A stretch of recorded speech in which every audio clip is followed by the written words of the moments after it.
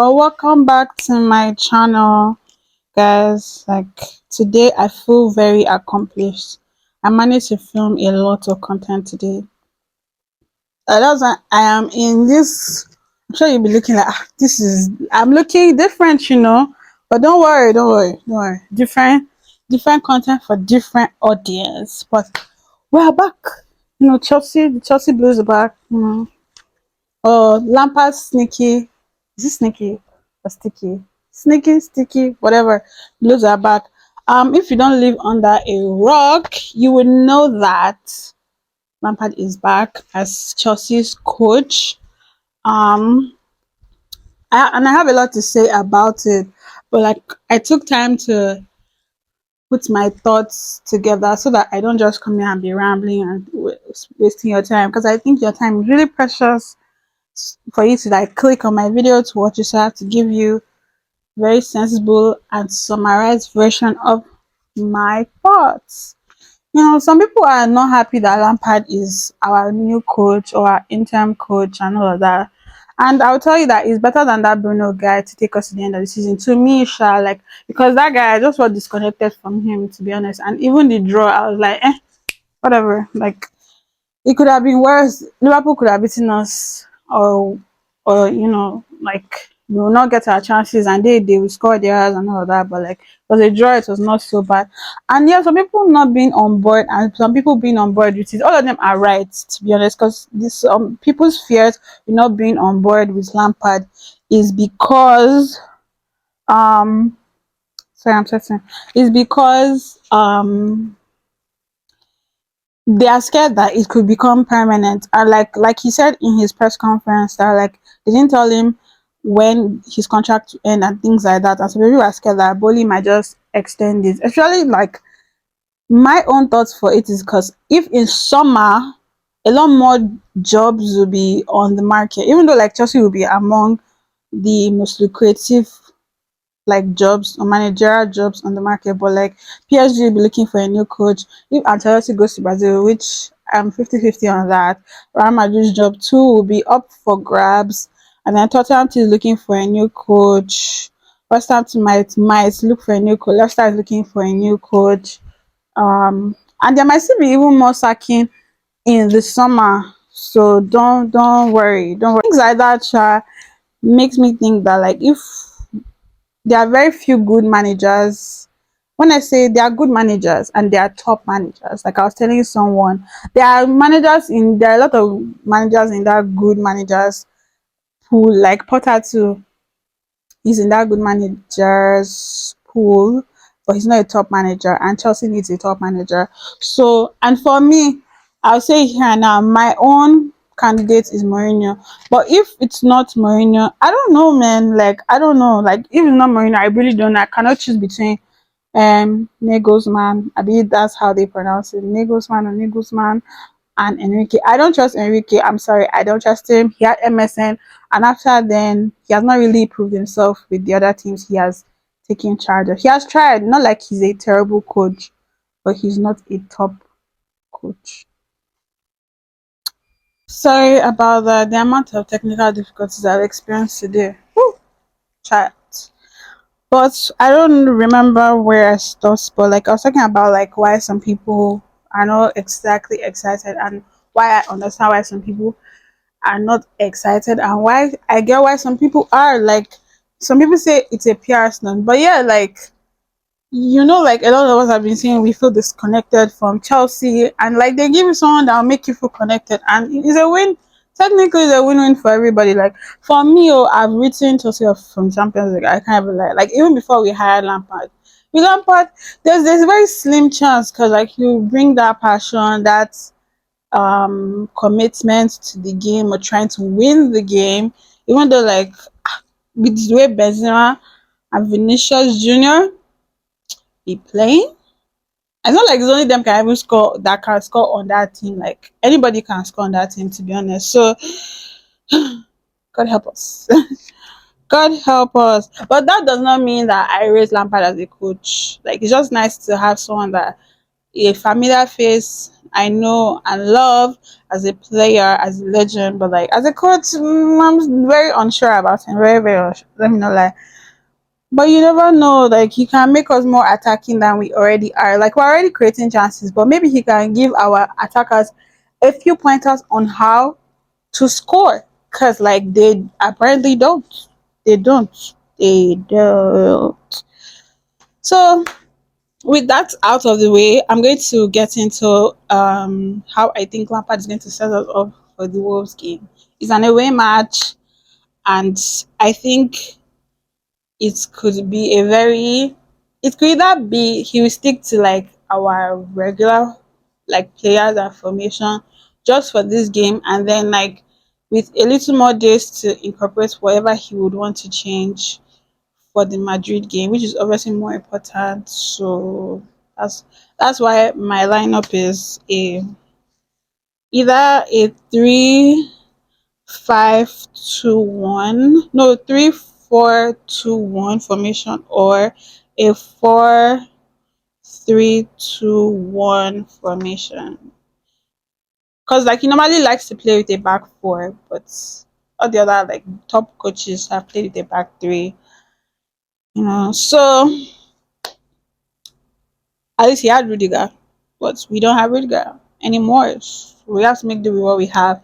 So this the tricky one normally like is a no brainer who is going to be in goal. Like I don't know, I'm a bit like iffy on that. He could either go with Kepa again just for the sake of normality, not to just switch things up immediately, or he could play Mendy just for minutes to get minutes back, and then get back into the shape of things, and then rest Kepa for the Madrid game. I don't know if it's away first. I think it's away first. So like all of that. So it's either Kepa or Mendy. I really think it will be Kepa in goal.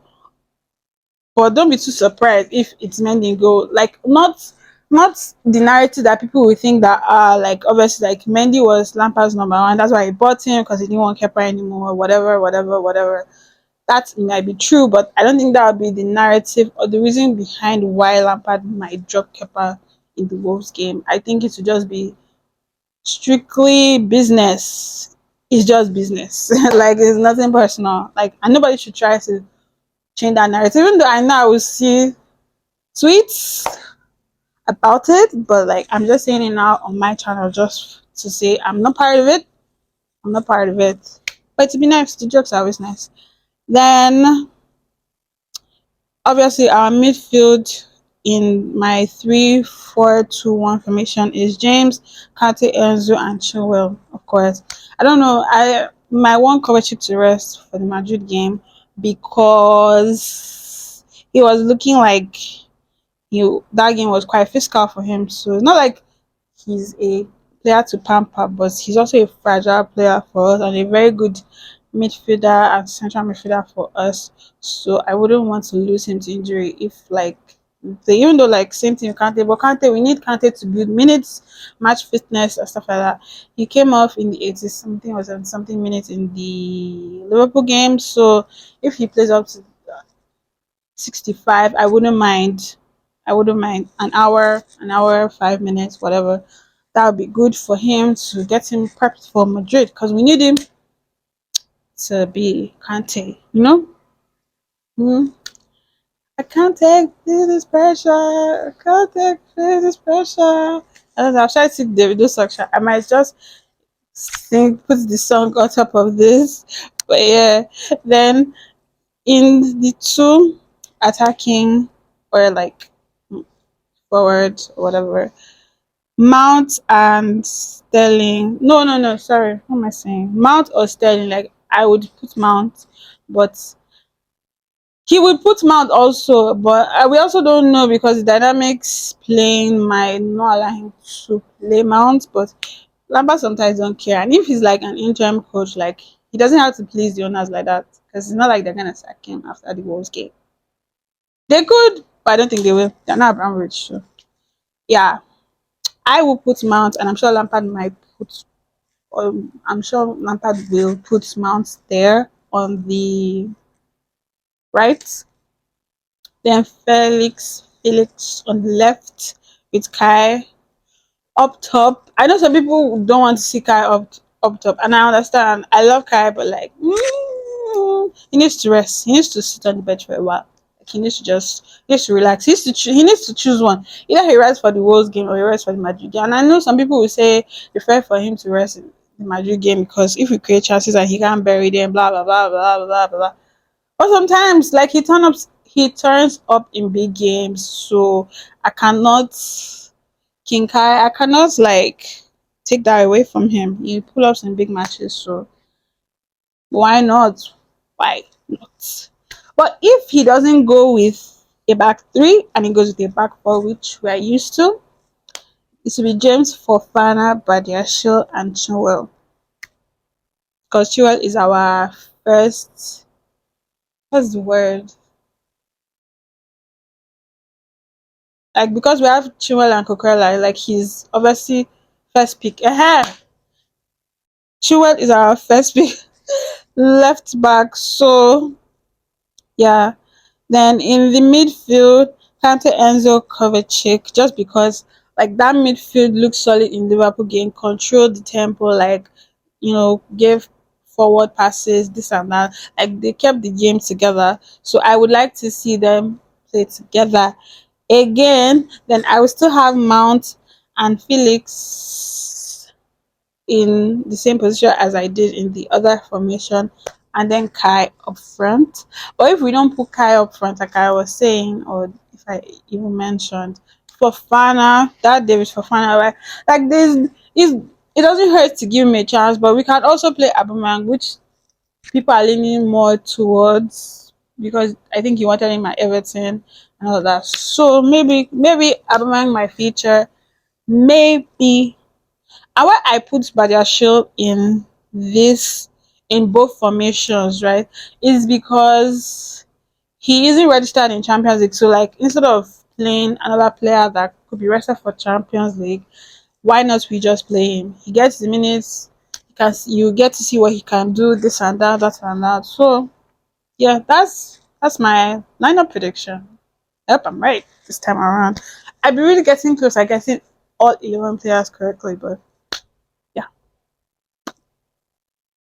Now to my scoreline prediction. Wolves is a tough team, a resilient team. So I don't know. On a good day, they can lose woefully. On another day, they can fight back. Like you can score them 2-0, and like they can come back to 2-2 or 2-1 or something, or even 3-2 safe if you blink too much. So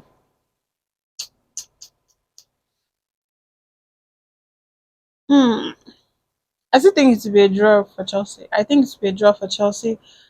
I genuinely think it will be a draw, whether a 1-1, 2-2, or a 0-0 draw. If it's not, I hope this is not like my prediction. Like I just hope we win, even if we grind an ugly 1-0 or whatever, like with a late penalties or something, or Wolves player getting red card or anything. Like if it's scrappy, it's ugly, but we get 3 points, I'm up for it.